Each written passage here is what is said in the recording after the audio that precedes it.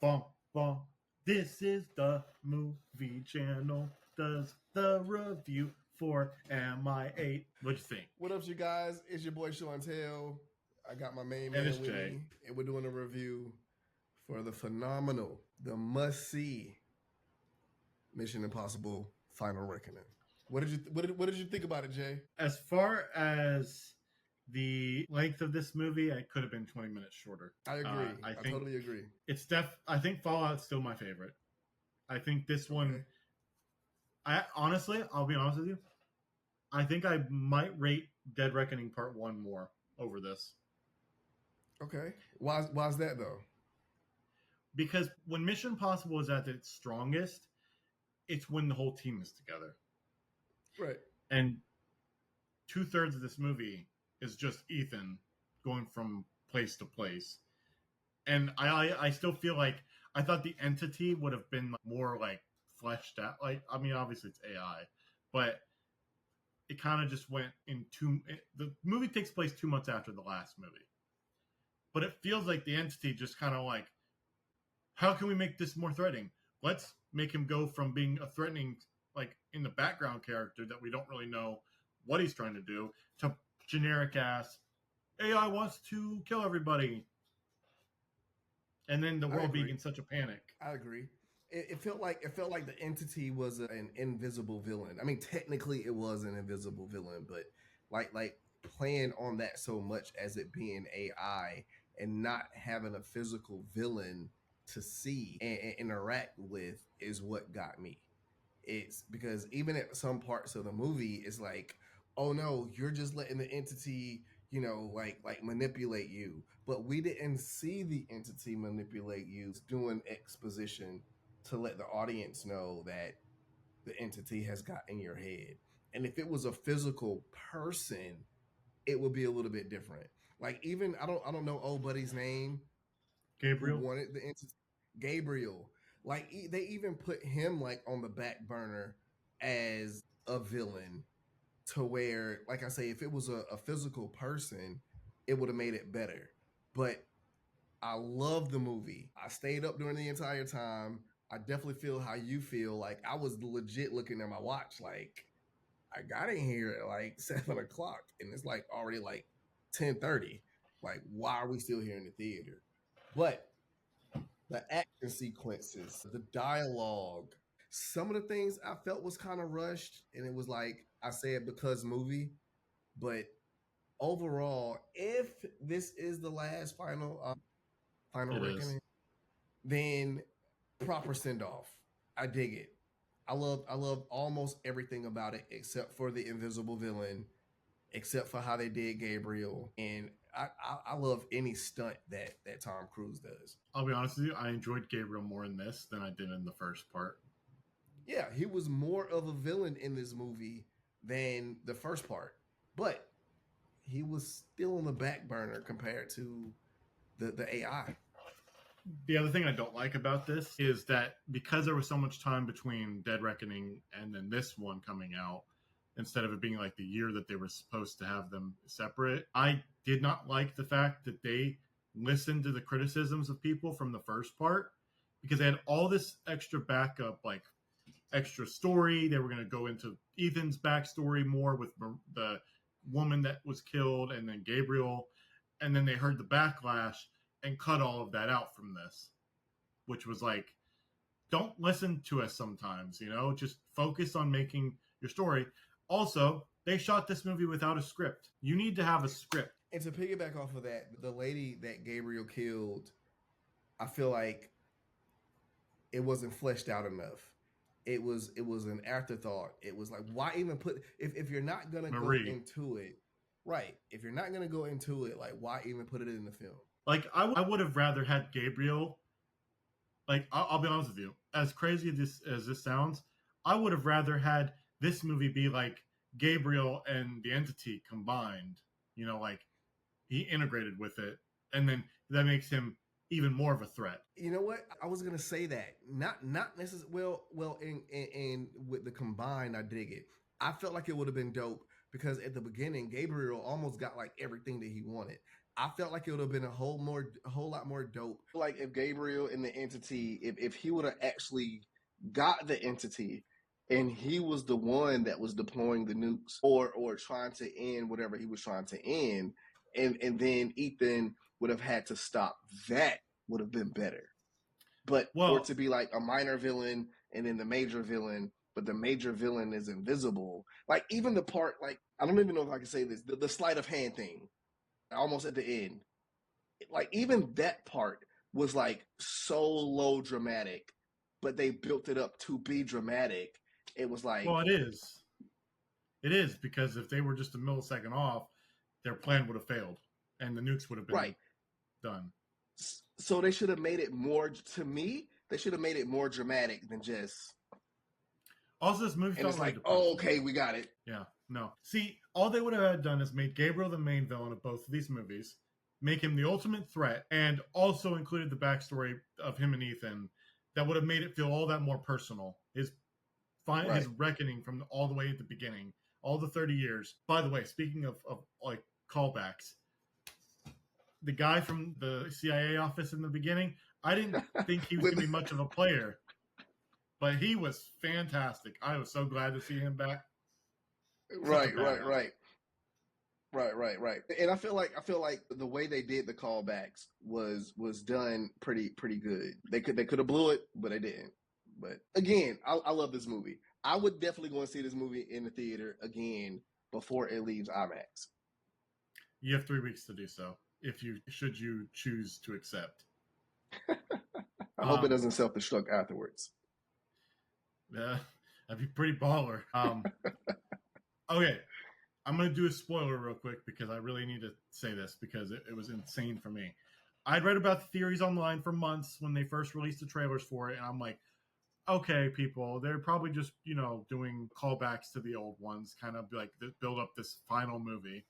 But the fact that the entity was the rabbit's foot from the third movie was insane. Right. I agree. Yeah, I do. I forgot all about that. Yeah, I was like, wow, this is actually true. That's insane that people called that out, even though it was just a theory for most of the time. The fact that they tried to turn it on him, though, that he was he's like, yeah, so if you hadn't stolen that thing, then the world wouldn't be in danger now. It's your fault. Yeah. But I enjoyed all of it. I enjoyed the little twist of now these got these cultists who really enjoy this character. Okay, I was just making sure you were standing so still that I thought it froze again. But yeah. Not this time. The submarine scene, dude, I barely breathed throughout that whole thing. Me and the person next to me, like close to me, we both went like this. We went, I don't know how they shot that thing. This man crazy. It was only one part of that scene I didn't like. But it's kind of contradictory because if I'm not mistaken, he did it in real life. But the part where he took like everything off and still like tried to swim to the surface, I was like, come on, man. Like, I know he's Ethan Hawke, but come on, man. At the same time, bro, like. See, in my head, if I weren't this shade of color, I would have thought this man crazy. That water's super cold. Right. He would have died like as soon as he took everything off. But again, because movie. But outside of that, like all of the stunts, the biplane, the submarine, like all of that was freaking phenomenal. I have a problem with the biplane scene. What happened? It felt too similar to the helicopter chase scene from 6. Oh, we got to stop the end of the world. We got to go chase after the villain in a vehicle that flies. Yeah, I mean, but the biplane scene was pretty fire though. Like, yeah, this man hanging on to a plane going 180 miles an hour. Right. Now I will say, hopefully this isn't spoilers, but I will say, with them doing almost the same act in that act of him hopping on one biplane and surviving it and the way it happened, and then hopping on a second biplane and the way he took out Gabriel was like, come on, man. It should have been a little bit better than that. I don't know. I was pretty shocked when he was like grabbing onto him and he went. Now that part Right. I was like, oh my god, too, at the same time. I don't know. It's either way. Tom Cruise, I love you. I love that you're an advocate for having people put butts in seats at the theater. Your stunts that you do yourself, you're getting a little up in age, but keep doing I it. I will. can't if final reckoning is your final Mission Impossible. I can't wait to see what your next movie is going to be. I would even go as far to say I don't like remakes of old 80 classics, but if you find out a way to bring Legend back and somehow you're king now and you're going to hand this franchise off to somebody else, I would love it. Please do.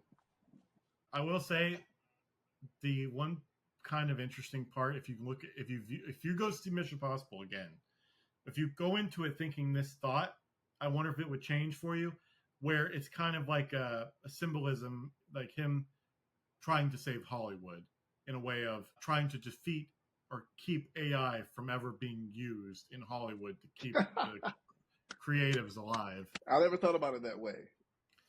But now that you say that, yeah. His favorite role of mine is actually Les Grossman from Tropic Thunder. And apparently Yes. Christopher McQuarrie and Tom Cruise have been seriously discussing bringing that character back for his own thing. Let's go. That would be fire. That would be fire. Yeah. But I love Top Gun Part 1 for sure. I rock with Part 2, but I really love Part 1. I love Days of Thunder. I don't even know if you've seen that before, but I love Days of Thunder. I didn't love that movie. That movie is fire. And I absolutely love Legend. Like, I legit grew up on Legend. Like, that movie is sick. That popcorn bucket is fire.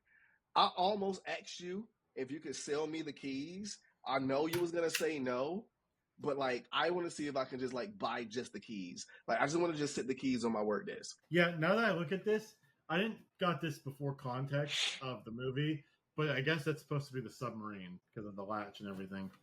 I love it. It might be my favorite popcorn bucket. That's fire. And you said it light up too, right? Yeah.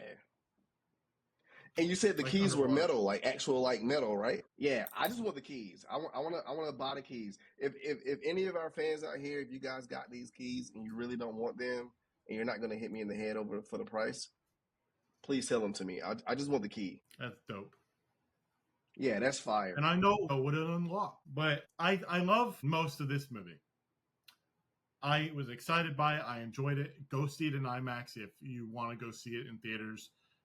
I can't convince my dad to do it because he doesn't want to go to Regal, but I'll go try to take him to go see it in the best format possible. That is in IMAX. The last thing I didn't like about the movie, I really hate how open-ended they left the movie.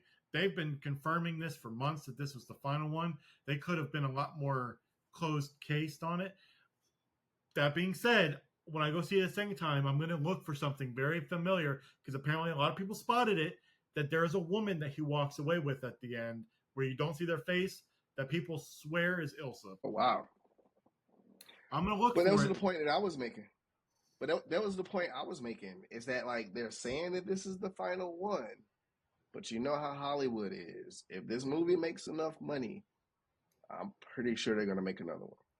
Yeah, but they don't want to be responsible if Tom Cruise ends up killing himself because he's too old, because they pushed him to do another one. They can't afford that. Yeah.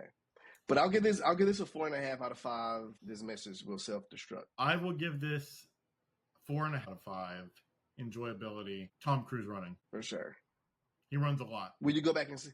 Oh, yeah, you are going to go see it again, though. Yeah, I'm taking my dad for an early Father's Day gift because I'm a good son. Yeah, I'll definitely go see this again in the theater. But let us know what you thought of Mission Impossible, The Final Reckoning. Out now in IMAX for the next 3 weeks. So get your butts planted in those seats. I know it's a long movie, but it's awesome. I also didn't realize it was actually filmed with IMAX cameras. I thought that they were filming it for it. I had heard nothing about them using IMAX cameras for this movie. So when the intro started of filmed with IMAX, I was like, oh, okay, cool. Yeah. But until next time, guys, it's been your boy Jay. Shawntel as always. And we are the movie minute. And we are so lame. And I just keep coming up with stuff. I fucked that last part up. I was waiting for. I don't improvise well. No, I think it was pretty fire. I think we should start shooting with a script. Yes. But until next time, guys, it's been your boy. We're out.